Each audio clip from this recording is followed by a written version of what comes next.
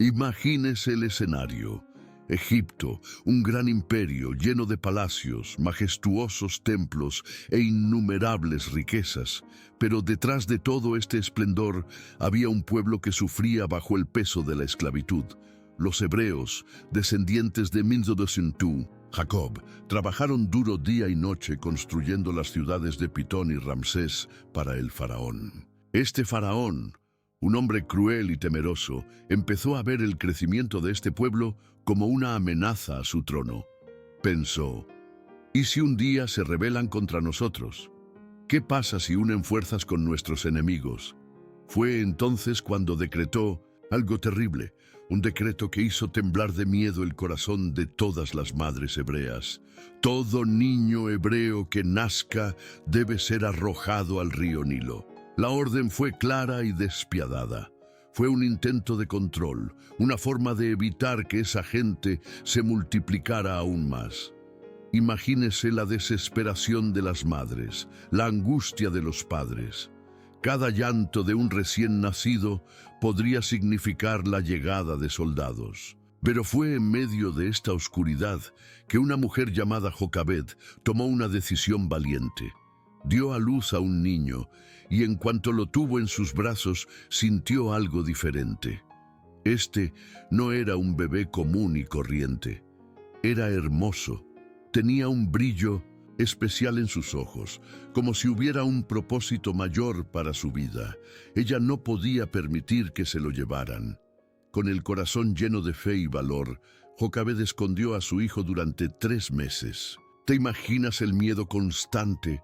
Cualquier ruido podría delatar tu presencia. Probablemente ahogó sus gritos y caminó de puntillas por la casa. Pero a medida que creció, se hizo imposible ocultarlo. Y entonces, Jocabed tuvo una idea brillante y arriesgada. Tomó una canasta de caña, la impermeabilizó con betún y brea para que no se hundiera y colocó al bebé dentro. Esta no era una canasta cualquiera, era una barca pequeña, un arca de salvación. Con cuidado lo colocó entre los juncos a orillas del río Nilo. Imagínese el dolor en el corazón de esa madre mientras se alejaba de la canasta sin saber lo que le deparaba el futuro. Ella confió todo en las manos de Dios. Pero Jocabed no estaba solo. Miriam, la hermana mayor del bebé, estaba parada a distancia, observando atentamente. Sus ojos nunca abandonaron esa canasta. Fue entonces cuando sucedió algo inesperado. La hija del faraón bajó al río a bañarse. Rodeada de sus sirvientes, vio la canasta entre los juncos. Curiosa, ordenó que se lo trajeran. Cuando la abrió, el bebé lloró, y en ese momento, el corazón de la princesa se derritió. Ella reconoció que era un niño hebreo, pero en lugar de obedecer el decreto de su padre, tuvo compasión. Y aquí viene la parte más increíble de la historia.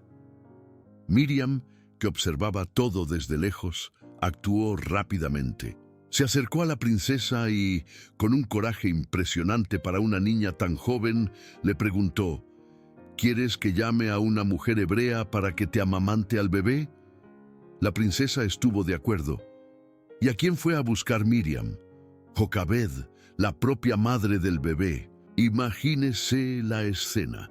Jocabed regresando al palacio, tratando de contener las lágrimas de emoción, mientras sostenía nuevamente a su hijo en brazos. Pero ahora estaba a salvo bajo la protección de la hija del faraón. Y no solo eso.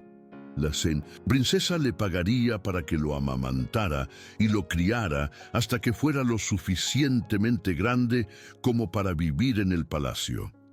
Fue la divina providencia actuando de manera extraordinaria. Así, aquel bebé que estaba destinado a morir fue salvado por el propio río Nilo, el mismo río que se suponía sería su tumba.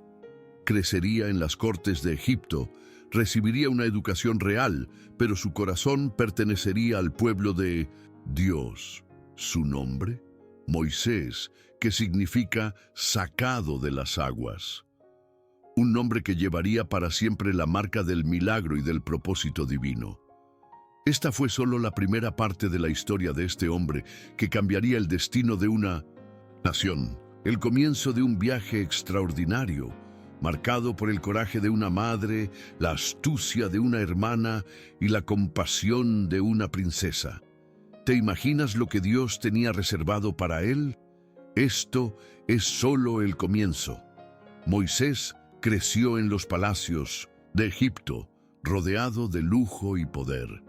Tenía todo lo que un príncipe podía desear: las mejores ropas, educación en las ciencias y artes egipcias, sirvientes a su disposición.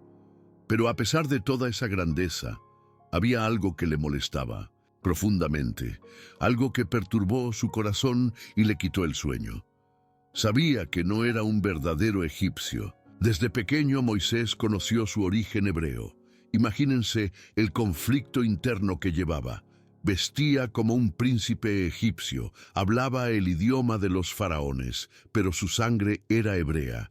Su gente trabajaba como esclavos, cargando ladrillos bajo el sol abrasador, gimiendo bajo los látigos de los capataces. Y mientras tanto, vivía en la comodidad del palacio. ¿Cómo afrontar esta dualidad? ¿Cómo podemos aceptar esta injusticia? Fue en uno de estos días, cuando salió a ver a sus hermanos hebreos trabajando, que Moisés presenció una escena que le dejó una profunda impresión. Un capataz egipcio golpeó sin piedad a un hebreo. La escena fue brutal. Cada golpe resonó en su pecho como un cuchillo clavado en su alma. El dolor del hebreo era el dolor de su propio pueblo. Y en ese momento Moisés no pudo controlarse. Movido por un impulso de justicia y de ira, miró a su alrededor, asegurándose de que nadie lo estuviera mirando, y atacó al egipcio, matándolo. Fue un acto irreflexivo, un acto de venganza y justicia al mismo tiempo. Pero poco después, Moisés se dio cuenta de lo que había hecho. Su corazón se aceleró. Sabía que su vida estaba en riesgo. Si el faraón se enterara, no habría perdón, ni siquiera para un príncipe adoptado. Sin otra alternativa, enterró el cuerpo del egipcio en la arena, esperando que nadie se enterara nunca.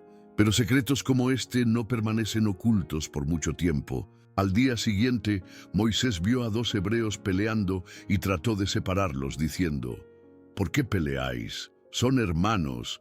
Pero uno de ellos respondió: ¿quién te hizo juzgar sobre nosotros? ¿Vas a matarme como mataste ayer al egipcio? Moisés quedó paralizado. Si los hebreos ya lo sabían, no pasaría mucho tiempo antes de que los egipcios también lo supieran. Y tenía razón. Faraón descubrió y decretó su muerte. Sin otra opción, Moisés huyó. Corrió por el desierto, enfrentando el calor abrasador durante el día y el frío cortante durante la noche. Sus sandalias estaban gastadas, sus labios agrietados y su corazón apesadumbrado. Lo había perdido todo. La vida de un príncipe, el estatus, la seguridad del palacio. Todo había desaparecido. Ahora era solo un fugitivo. Después de un largo viaje, Moisés llegó a la tierra de Madián. Allí conoció a Jetro, un sacerdote de Madián, y a sus hijas.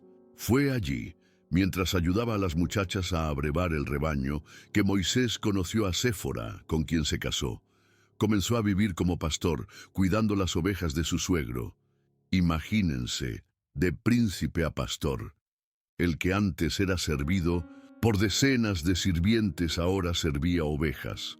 El que una vez mandó con autoridad ahora pasaba días solitarios en el desierto con solo el viento y las montañas como compañía. Pasaron los años.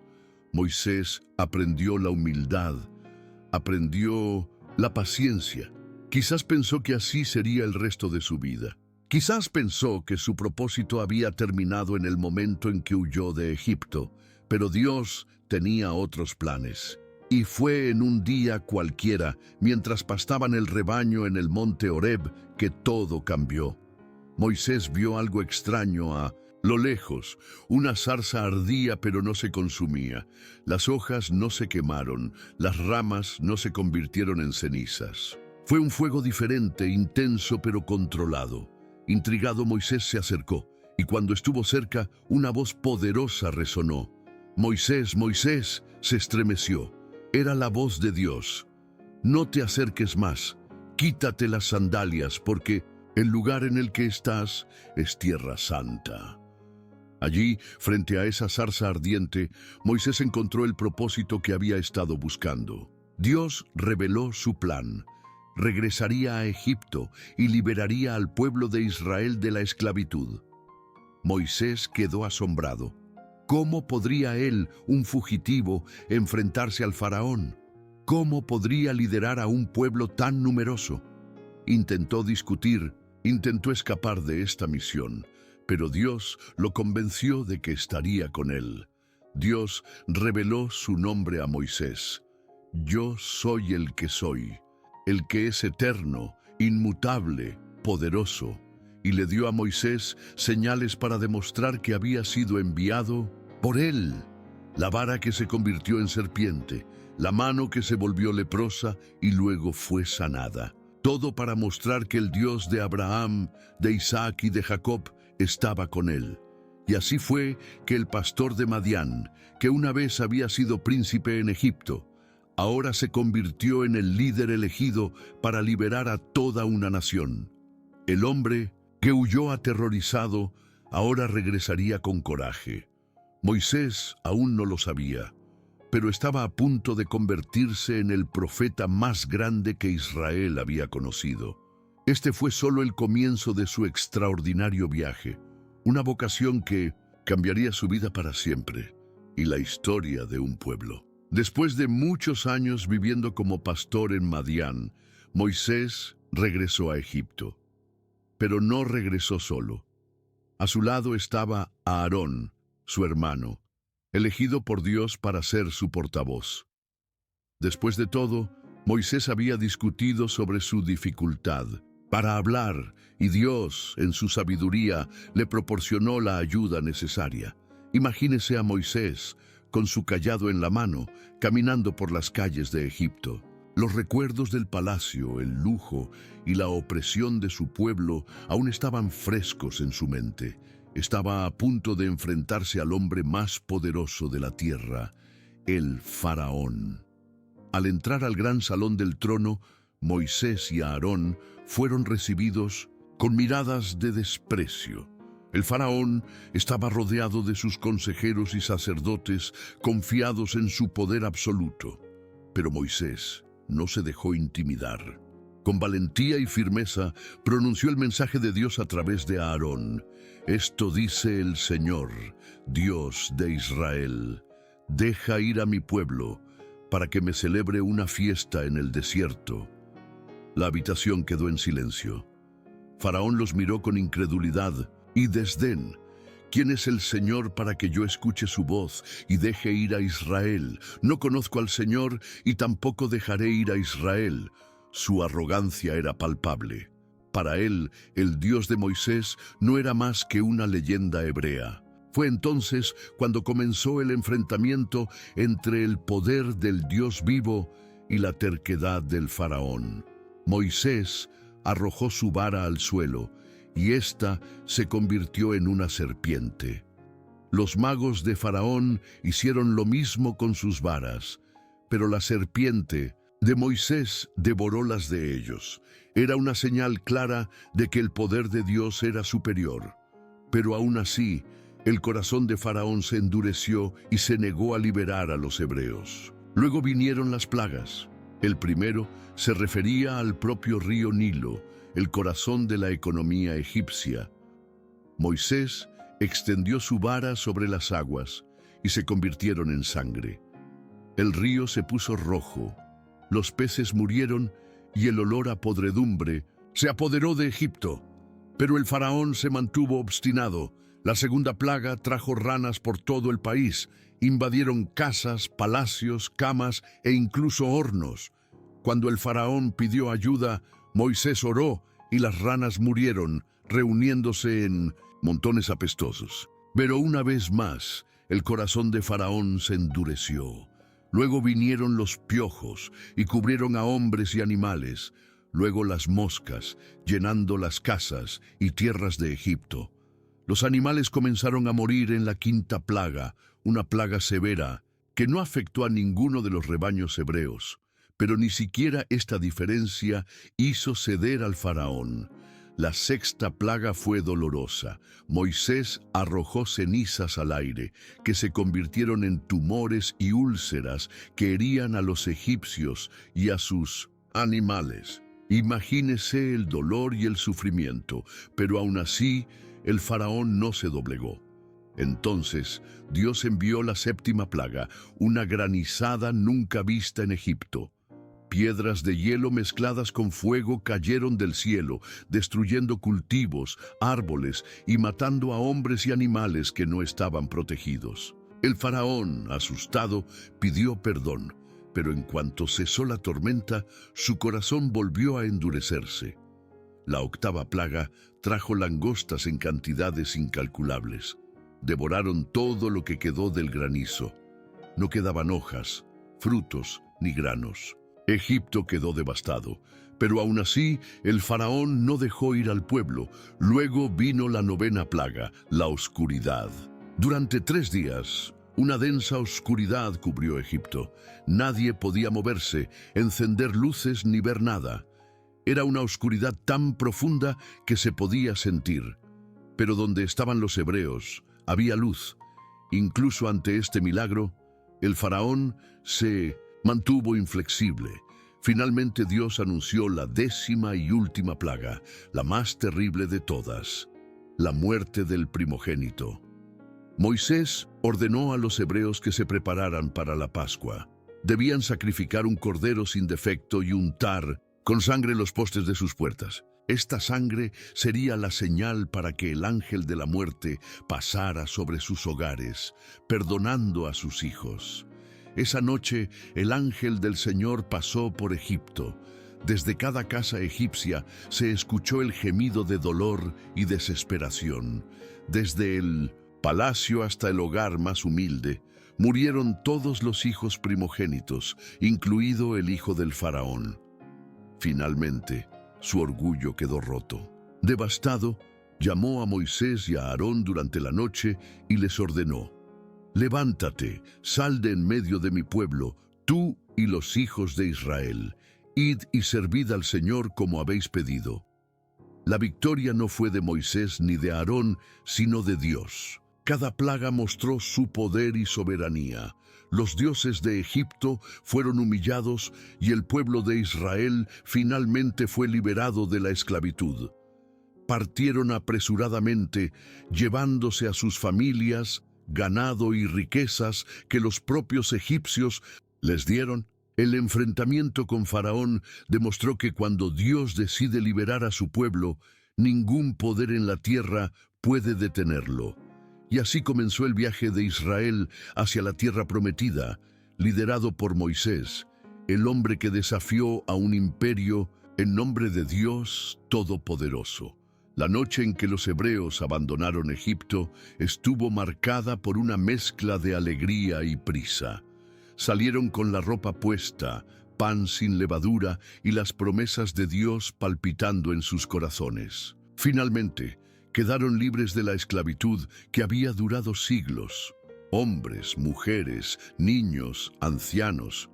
Una multitud caminaba por el desierto encabezada por Moisés, el hombre elegido por Dios. La emoción era palpable. El pueblo cantó, lloró y agradeció al Señor por la liberación. Pero a medida que se adentraban en lo desconocido, el corazón de Faraón se endureció nuevamente. Se dio cuenta de que había perdido su mano de obra, sus esclavos, su poder sobre Israel. Impulsado por la ira y el deseo de venganza, ordenó a su ejército, el más poderoso del mundo en ese momento, que persiguiera a los hebreos. Carros rápidos, hábiles jinetes y soldados bien armados se alejaron a toda velocidad, levantando nubes de polvo mientras perseguían a los que habían escapado. Imagínese la escena. Delante, El vasto mar Rojo. Detrás, el ejército egipcio se acerca rápidamente. No había salida. Las madres abrazaron fuertemente a sus hijos. Los hombres miraron a Moisés con desesperación y el miedo se apoderó del campamento. Comenzaron a quejarse. ¿Nos trajisteis aquí para morir en el desierto? ¿No había tumbas en Egipto? El pánico se extendió como la pólvora. Pero Moisés, con sorprendente calma, alzó su voz sobre la multitud. No temáis, manténganse firmes y vean la liberación que el Señor traerá hoy. Los egipcios que ves hoy no los volverás a ver nunca más. Luego extendió su bastón sobre las aguas, obedeciendo el mandato de Dios. Y sucedió algo increíble. Comenzó a soplar un viento poderoso, tan fuerte que separó las aguas del Mar Rojo. Se levantaron como inmensos muros, formando un camino seco justo en medio del mar. Fue increíble. Las aguas obedecieron la orden del Creador. La gente miraba con asombro. Sus ojos reflejaban las paredes líquidas a cada lado. Sin dudarlo, Moisés condujo al pueblo por el camino seco. Imagínese la escena. Niños tomados de la mano de sus padres, mirando con curiosidad y miedo la crecida del agua. Ancianos caminando lentamente, apoyados en bastones, murmurando oraciones de gratitud. Fue un espectáculo de fe y obediencia, pero los egipcios no se dieron por vencidos. Decididos a capturarlos, se adentraron en el camino de mar abierto con sus carruajes y caballos. Pero Dios observó todo. En medio del cruce, confundió al ejército de Faraón. Las ruedas del carruaje empezaron a atascarse, los caballos se asustaron y se produjo el caos. Los soldados comenzaron a gritar: «¡Huyamos de Israel! El Señor lucha por ellos contra Egipto». Cuando el último hebreo pisó tierra firme, Dios le ordenó a Moisés que extendiera su bastón sobre el mar nuevamente. Y las aguas, que alguna vez habían estado como muros, se derrumbaron con un rugido atronador, cubriendo a todo el ejército egipcio. Ninguno de ellos sobrevivió. Faraón perdió a sus mejores soldados, sus carros, su fuerza militar. El poder de Dios quedó demostrado de manera indiscutible. Al otro lado del mar, el pueblo de Israel contemplaba la escena en silencio, intentando asimilar el milagro que acababa de presenciar. Entonces se escuchó un grito de alegría y otro. Pronto todos estaban celebrando. Miriam, la hermana de Mindonsen, Moisés, tomó un pandero y dirigió a las mujeres a bailar y cantar. «Cantaré al Señor porque ha triunfado gloriosamente». Arrojó al mar al caballo y al jinete, pero el viaje apenas comenzaba. Cruzar el Mar Rojo fue el primero de muchos desafíos. Ahora se enfrentaban al vasto desierto, un lugar árido e implacable. La alegría inicial pronto dio paso a la sed y el hambre. El sol caía con fuerza durante el día y el frío cortante abrazaba las noches. La gente empezó a quejarse. «¿Por qué nos trajisteis al desierto para morir de hambre y de sed? En Egipto teníamos pan y carne». Una vez más, Moisés clamó a Dios y el Señor respondió con milagros extraordinarios. Cuando la sed se volvió insoportable, Dios le mostró a Moisés una roca en Horeb. Con un golpe de su vara, Moisés hizo brotar agua en abundancia, saciando a toda la multitud. Fue un recordatorio de que Dios estaba con ellos en cada paso del camino. Cuando el hambre los azotó, Dios envió maná del cielo. Cada mañana, un rocío especial cubría el suelo y cuando se evaporaba, dejaba una fina sustancia blanca, parecida a los copos de nieve. Se preguntaban unos a otros: «¿Maná? ¿Qué significa? ¿Qué es esto?», porque nunca habían visto nada igual. Sabía a miel y podían prepararla de varias maneras. Era el pan de cada día enviado por Dios, mostrando que Él suplió sus necesidades. Pero no fue solo eso. En otra ocasión, la gente ansiaba carne. Entonces Dios envió una nube de codornices que cubrieron el campamento, proporcionando un festín inesperado. Una vez más, Dios demostró que se preocupaba por su pueblo. El viaje por el desierto fue una escuela de fe. Dios guió al pueblo con una columna de nube durante el día y una columna de fuego durante la noche. Estaban aprendiendo a confiar en el Señor diariamente, dependiendo de Él para todas sus necesidades. Estos acontecimientos no solo mostraron el poder de Dios, sino que también dieron forma a una nación. Los hebreos estaban pasando de ser esclavos a convertirse en el pueblo elegido de Dios. Cada milagro, cada desafío, cada victoria era parte del plan divino para transformarlos en una nación que conocería y adoraría al único Dios verdadero. Y así, el viaje continuó hacia la tierra prometida, guiados por el Dios que abrió el mar y proveyó el desierto, un Dios que nunca deja de cumplir sus promesas. Después de meses de cruzar el desierto, el pueblo de Israel finalmente llegó al pie del monte Sinaí. El escenario era majestuoso e intimidante. La montaña se alzaba imponente contra el cielo del desierto, y sus ásperas y sombrías laderas parecían tocar las nubes. Pero lo que estaba a punto de suceder allí no tenía precedentes en la historia de la humanidad. Dios había llamado a Moisés para que subiera a la montaña y lo encontrara. Sería un momento sagrado, un encuentro divino que cambiaría para siempre el destino de Israel. Antes de subir, Moisés recibió instrucciones claras. Ordenó al pueblo que se preparara, santificándose y lavando sus ropas. Nadie, absolutamente nadie, debía tocar la montaña, ya que la presencia de Dios sería tan poderosa que cualquiera que se acercara a ella moriría. Durante 3 días, la gente esperó con expectación y miedo. Luego, al amanecer del tercer día, el monte Sinaí comenzó a temblar. Los relámpagos surcaron el cielo, los truenos resonaron en el desierto y una espesa nube cubrió la cima de la montaña. Un sonido ensordecedor de trompeta resonó, haciéndose cada vez más fuerte. El pueblo quedó aterrado, temblando ante la manifestación divina. Fue entonces cuando Moisés ascendió al monte Sinaí, desapareciendo en la densa nube, mientras el pueblo observaba desde lejos, lleno de asombro y reverencia. Allí arriba, en la cima de la montaña, rodeado de la gloria de Dios, Moisés recibió algo sagrado. Las tablas de la ley escritas por el propio dedo de Dios, en ellas estaban grabados los 10 mandamientos, pautas divinas para guiar la vida del pueblo de Israel. No eran solo reglas, eran principios sagrados que reflejaban el carácter de Dios y establecían el pacto entre el Creador y su pueblo. Durante 40 días y 40 noches, Moisés permaneció en la montaña, recibiendo instrucciones detalladas sobre cómo Israel debía vivir, adorar y relacionarse con Dios y con los demás.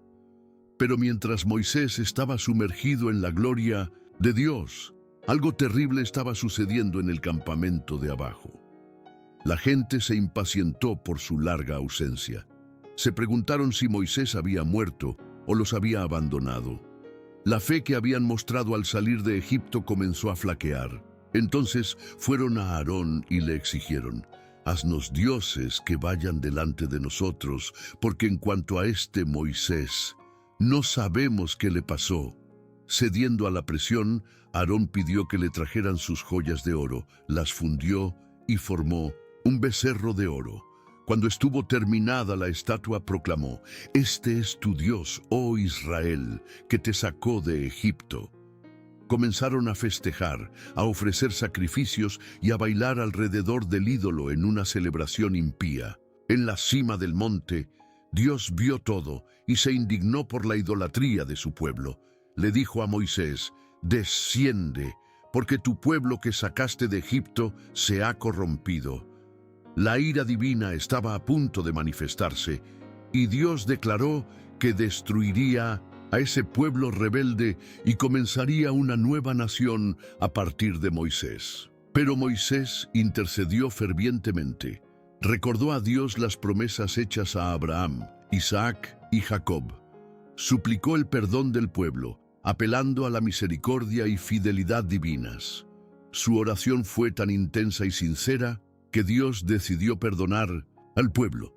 Cuando Moisés bajó de la montaña con las tablas de la ley en la mano, vio con sus propios ojos la idolatría desenfrenada. Su ira fue tan grande que arrojó las tablas al suelo, rompiéndolas al pie de la montaña. Aquellas tablas sagradas, talladas por el dedo de Dios, habían sido rotas por la desobediencia y la infidelidad de Israel.